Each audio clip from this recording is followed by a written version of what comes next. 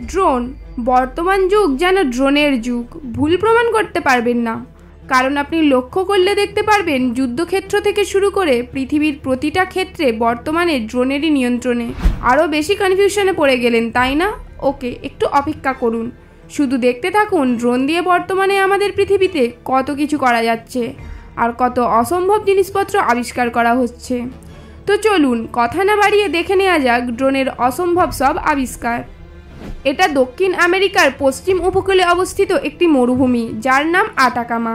এই জায়গাটাকে বিশ্বের সবচাইতে শুকনো অঞ্চল হিসাবে মনে করা হয়, কারণ প্রতি বছর এখানে বৃষ্টিপাতের পরিমাণ 1 মিলিমিটারের কাছাকাছি।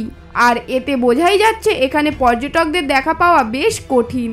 সবচাইতে মজার ব্যাপার হলো পর্যটকবিহীন এমন একটা মরুভূমির মাঝে বিশাল একটা স্ট্যাচু দেখা যায়, যেটা হ্যান্ড অফ ডেজার্ট নামে পরিচিত, অর্থাৎ মরুভূমির হাত। স্বাভাবিকভাবেই এমন মরুভূমির মাঝে এই স্ট্যাচুটা কিভাবে এলো তা নিয়ে মানুষের কৌতূহলের শেষ নেই। আসলে এই স্ট্যাচুটা তৈরি করেছেন চিলির এক স্কাল্পচার, যার মতে এই স্ট্যাচুটা মানুষের অবিচার, একাকিত্ব আর বিষণ্ণতাকে তুলে ধরে। চলুন শুরুটা করা যাক বিশ্বের সবচাইতে বিচ্ছিন্ন এই চার্চ দিয়ে। পাহাড়ের চূড়ায় কোনো টেম্পেল থাকা মোটেও অস্বাভাবিক কিছু না, বিশ্বের অনেক জায়গাতেই এমন দেখা যায়। এ ধরনের ধর্মীয় টেম্পেলে সাধারণত তীর্থযাত্রীরাই ভ্রমণ করে, কিন্তু আপনি এখন যে চার্চটা দেখতে পাচ্ছেন এমন চার্চ পৃথিবীর আর কোথাও আপনি দেখতে পাবেন না। এটা বিশাল উঁচু একটা পাথরের স্তম্ভের ওপর দাঁড়ানো, যার উচ্চতা 131 ফুট। চার্চটা জর্জিয়ার রাজধানীর কাছেই অবস্থিত। এই চার্চে যেসব ধর্মগুরু থাকেন তারা প্রতিদিনই 20 মিনিট ধরে লোহার এই মই বেয়ে টেম্পেলটাতে গিয়ে পৌঁছায়। আপনার মনে হতে পারে এই টেম্পেলের ইউনিকনেসের জন্য হয়তো এখানে অনেক পর্যটক ঘুরতে আসে, কিন্তু দুঃখজনকভাবে এই জায়গাটা পর্যটকদের জন্য একেবারে নিষিদ্ধ। এমনকি এ পর্যন্ত কোনো নারীও এখানে পা ফেলতে পারেনি, শুধু সন্ন্যাসী এবং ধর্মগুরুদের জন্য এই টেম্পেলটা। আর এই টেম্পেলের এমন দৃশ্য হয়তো আপনি ড্রোন ছাড়া আর কখনোই দেখতে পেতেন না, কারণ ওই যে এখানে আপনার প্রবেশ নিষিদ্ধ। 2017 সালে আমেরিকার টেক্সাসের একটি ফায়ার ফ্যাক্টরিতে ভয়াবহ আগুন লাগে। পুরো দৃশ্যটাই ড্রোন দিয়ে ধারণ করা হয়েছিল।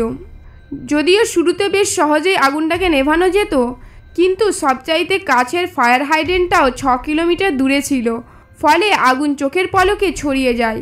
প্রায় 1 লাখ টায়ারে আগুন লেগে যায়। ফায়ার সার্ভিসের কর্মীরাও যদিও আগুন নেভানোর চেষ্টা করেছিল, কিন্তু তারা তাতে সফল হয়নি। না, এটা কোনো সুপারহিরো মুভির দৃশ্য না, পুরোপুরি বাস্তব। এক ব্যক্তি ড্রোন দিয়ে বানানো একটা বোটের ওপর চড়ে বেড়াচ্ছে। এটা দেখে আপনার হয়তো স্পাইডারম্যানের গবলিনের কথা মনে পড়ে যাচ্ছে। প্রশ্ন করতে পারেন এই অসাধারণ যাতায়াতের জিনিসটা কোথায় কিনতে পাওয়া যায়। আপনাদেরকে হতাশ করেই বলতে হয় এটা আপনারা এখনও কোথা থেকে কিনতে পারবেন না, কারণ এখন পর্যন্ত এটা শুধুমাত্র পরীক্ষামূলকভাবেই ওড়ানো হয়েছে। তবে আশা করা যায় খুব শীঘ্রই কমার্শিয়ালও এটার প্রোডাকশন শুরু হবে, তখন আপনি চাইলেই এটা কিনতে পারবেন।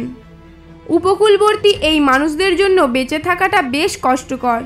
প্রথমে হ্যারিকেন, তার উপর বিশাল বিশাল ঢেউয়ের ধাক্কা, আর কফিনের শেষ পেরেক হিসাবে বরফে জমে যাওয়া, সব কিছু তাদের ওপর আছড়ে পড়ে। নিউ ইয়র্ক স্টেটের হ্যামবার্গ শহরে এই বাড়িগুলো পুরো বরফে আস্তরণে ঢেকে যায়। এর ফলে বাড়ির আসবাবপত্র থেকে শুরু করে পুরো অঞ্চলের ব্যাপক ক্ষয়ক্ষতি হয়েছিল। এই চার্চটিকে প্রথম দেখে যে কারোরই ভুতুড়ে মনে হতে পারে। ড্রোন দিয়ে রেকর্ড করা এই ভিডিওর চার্চটা অবস্থিত ভারতের কর্ণাটকে। একজন ফ্রেঞ্চ আর্কিটেক্ট এটা তৈরি করেছিল 1807 সালের দিকে। প্রতি বছর মৌসুমি বৃষ্টির সময় এই চার্চের 3 ভাগের 1 ভাগ জলের উপরে থাকে আর বাকি অংশ জলের নিচে তলিয়ে যায়। চার্চটা এত মজবুতভাবে তৈরি করা হয়েছিল যে শত শত বছর ধরে এভাবে জলের নিচে থাকার পরেও তার কিছুই হয়নি।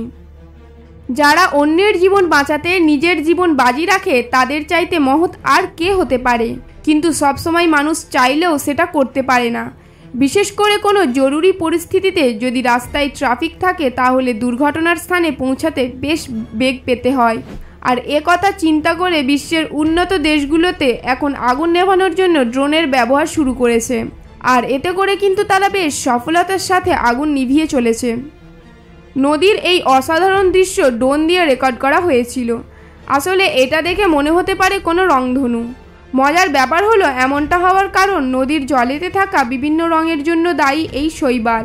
আর মজার ব্যাপার হলো এই শৈবালের জীবনচক্র বিভিন্ন ভিন্ন পর্যায়ে ভিন্ন ভিন্ন রং দেখা যায়, তাই এটা একদম রংধনুর মতো হয়ে ওঠে।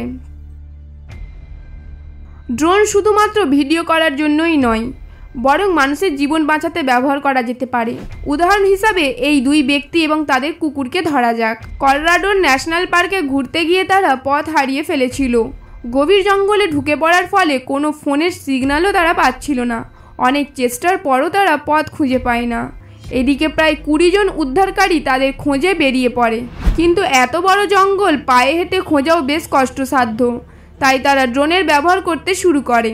ড্রোন ব্যবহারের ফলে খুব কম সময়ের মধ্যেই বড় অঞ্চলে তারা খোঁজ চালাতে সক্ষম হয় এবং এক পর্যায়ে হারিয়ে যাওয়া লোক দুটোকে তারা একটা পাথরের উপরে আবিষ্কার করে। ড্রোন ছাড়া হয়তো তাদেরকে খুঁজে পাওয়া কখনোই সম্ভব হতো না। সম্প্রতি আমেরিকার মিনেসোটা অঞ্চলের একটা এলাকায় বিশাল বড় একটা ফাটল দেখা দিয়েছে। ড্রোনের মাধ্যমে এই বিশাল ফাটলের ছবিও তোলা হয়। ভূতাত্ত্বিকদের মতে বেশ কিছু কারণেই এমন ফাটল হতে পারে, যেমন শুষ্ক আবহাওয়া, জমির নিচের জলের পরিমাণ কমে যাওয়া ইত্যাদি। কিন্তু ফাটলটা দেখে চমকে ওঠার মতো। আপনার হয়তো মনে হতে পারে এটা ভিন্ন কোনো জগতে প্রবেশের রাস্তা অথবা কোনো সায়েন্স ফিকশন মুভির দৃশ্য এটা, কিন্তু না, এটা আসলে পর্তুগালের অবস্থিত একটা ঝর্ণা। অনেক কম মানুষই এটা সম্পর্কে জানে, তাই এখানে মানুষের উপস্থিতিও খুব কম হয়।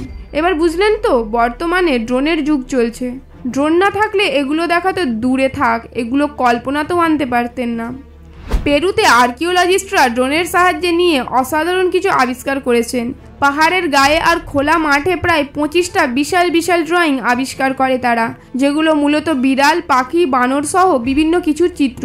ধারণা করা হয় এগুলো হাজার হাজার বছরের পুরানো। বন্ধুরা, আমাদের আজকের এপিসোড এখান পর্যন্ত। এরকমই রহস্যময় ভিডিও দেখার জন্য আমাদের চ্যানেলটিকে সাবস্ক্রাইব করে পাশে থাকা বেল আইকনটিতে ক্লিক করে রাখুন।